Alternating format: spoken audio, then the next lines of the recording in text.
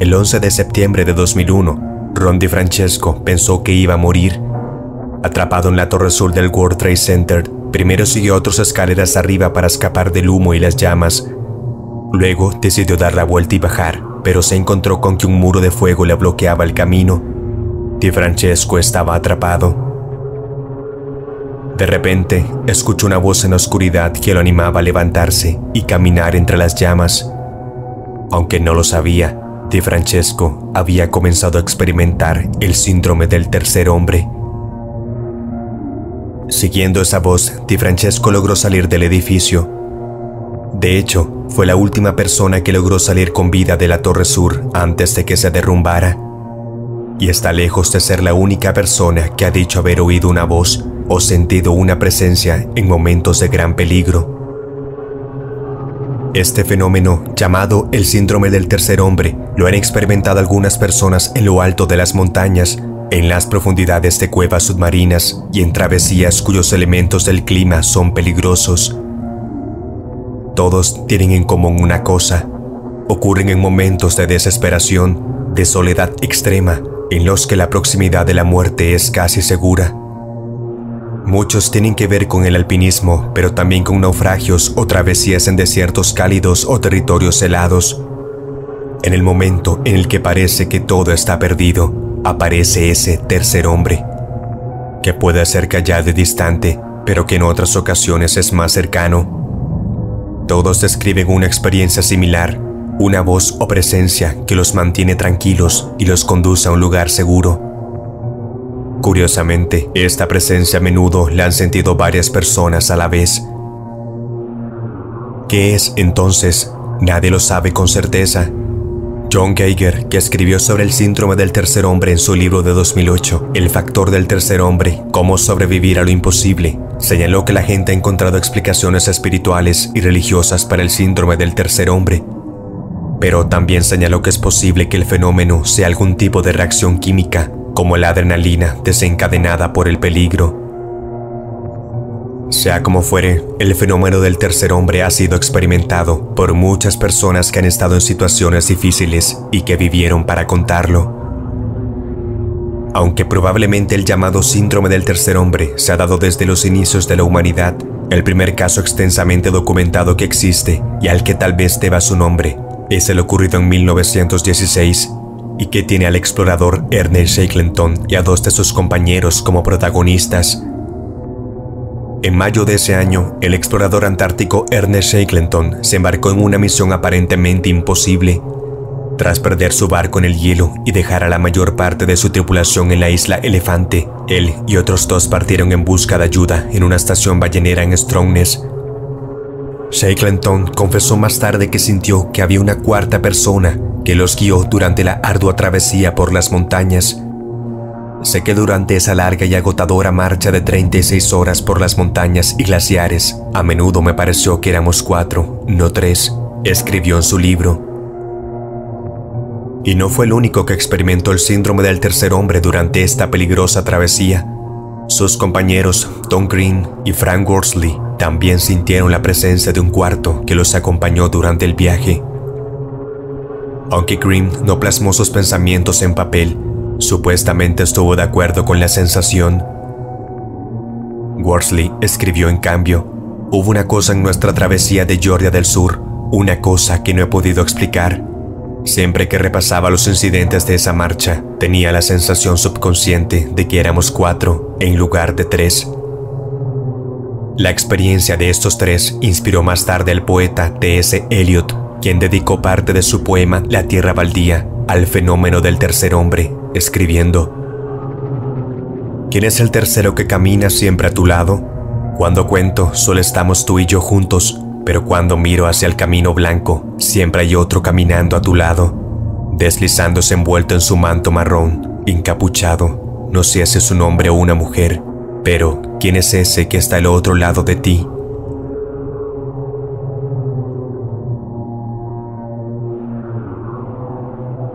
Reinhold Messner fue la primera persona de la historia en escalar sin oxígeno las 14 cumbres de más de 8.000 metros que existen en la Tierra, y por ello ha recibido multitud de premios y reconocimientos. Era 1970, siendo entonces un joven de tan solo 25 años cuando se enfrentó a su primer 8000, el monte Narga Parbat en Pakistán. Pretendía ascender en solitario por la pared Rupal, la parte más vertical del planeta con 4500 metros. Messner había dejado en el campamento base a su hermano Gunther, de 24 años, con otro compañero. Pero en una de las frecuentes paradas que se veía obligado a realizar en su ascenso, divisó a lo lejos la figura de Gunther, que había decidido acompañarlo. Tras una ardua ascensión, los hermanos consiguieron llegar a la cumbre, pero el estado de Gunther no era óptimo. Presentaba un fuerte mal de altura, lo que preocupó mucho a Reinhold. Poco después emprendieron el descenso por otro camino, en teoría más sencillo, la vertiente de Amir. Gunther se encontraba cada vez peor y se quedaba rezagado. Reinhold iba abriendo camino y a menudo le perdía de vista. Sus fuerzas también flaqueaban. Entonces, según describe el alpinista en su libro La montaña desnuda, comenzó a pasar algo extraño. De repente, noté que un tercer alpinista se encontraba cerca de mí. Descendía con nosotros, manteniendo una distancia regular unos pasos a mi derecha, lo que hacía que quedara fuera de mi campo de visión. No podía intentar ver esa figura y, al mismo tiempo, mantener la concentración, pero tenía la certeza de que allí había alguien. Podía sentir su presencia, sin necesidad de prueba alguna. El acompañante no le hablaba, tampoco le asustaba, aunque sabía que no era posible que hubiera alguien más allí. Esa presencia lo ayudó a sobrevivir a una experiencia en la que su hermano acabó perdiendo la vida. En 1933, Frank Smythe se propuso hacer lo que nadie más había hecho antes, alcanzar la cima del monte Everest. En el camino sintió que no estaba solo.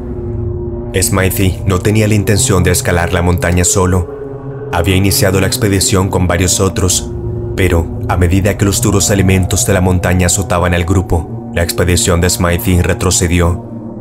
Frank, sin embargo, continuó la travesía.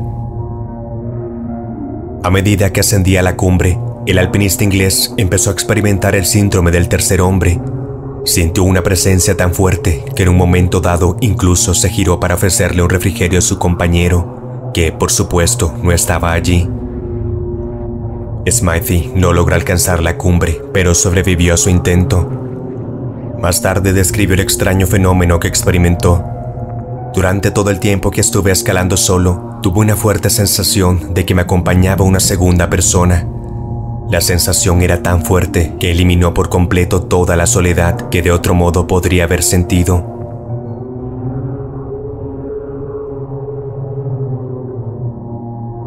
Otro alpinista que se topó con el fenómeno del tercer hombre fue Joy Simpson. En 1985, él y su compañero de escalada, Simon Yates, intentaron convertirse en los primeros hombres en alcanzar la cima de la cara occidental del Ciula Grande en los Alpes peruanos.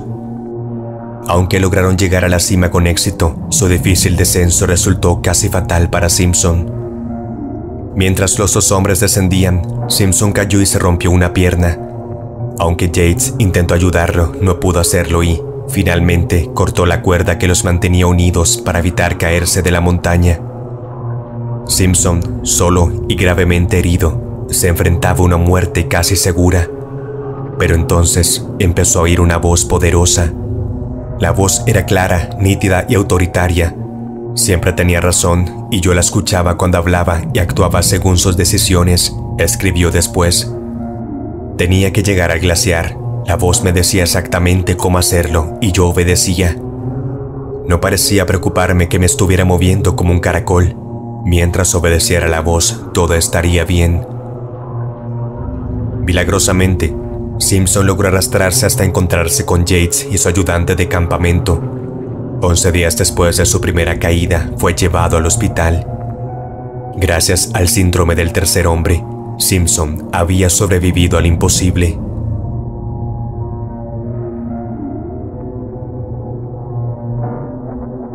A diferencia de las últimas entradas, la geóloga de la Universidad de Kentucky, Stephanie Schwabe, no se topó con el síndrome del tercer hombre en lo alto de una montaña, sino en las profundidades de una cueva submarina. En 1997, Schwabi, una experimentada buceadora de cuevas, se embarcó en una inmersión de especial importancia en Mermaid's Lairs en las Bahamas. Su marido y compañero de buceo, Rob Palmer, había muerto en una inmersión apenas 3 semanas antes. Esta vez, Schwabi iba solo a recoger muestras de sedimentos. Cuando terminó de recoger sus muestras, Schwabi levantó la mirada y se dio cuenta de que había perdido de vista a su guía, una herramienta esencial que utilizan los buceadores de cuevas para salir de forma segura de las cuevas submarinas. Sin ella, estaba atrapada y solo quedaban 20 minutos de oxígeno.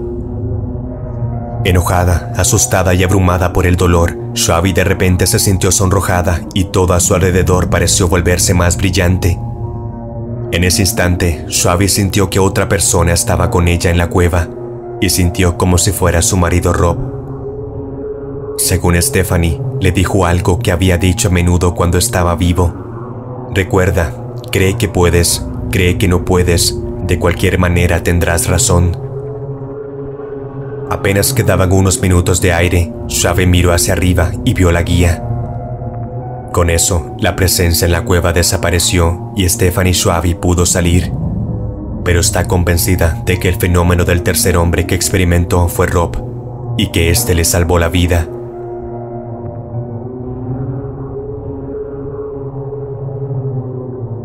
Nadie ha podido todavía demostrar de forma inequívoca las razones por las que se produce este fenómeno. El número de estudios científicos dedicados al tema son más bien escasos, debido posiblemente a lo específico de su aparición y a la dificultad de replicar las excepcionales condiciones en las que se produce. De todos modos, si se descarta la superstición, parece que todo conduce a nuestro interior. Un mecanismo de emergencia del cerebro que se activa cuando nos enfrentamos a un gran peligro. Sea como fuere, es reconfortante pensar que una tercera persona, sin importar su naturaleza, puede estar allí para echarte una mano cuando tu vida más lo necesite.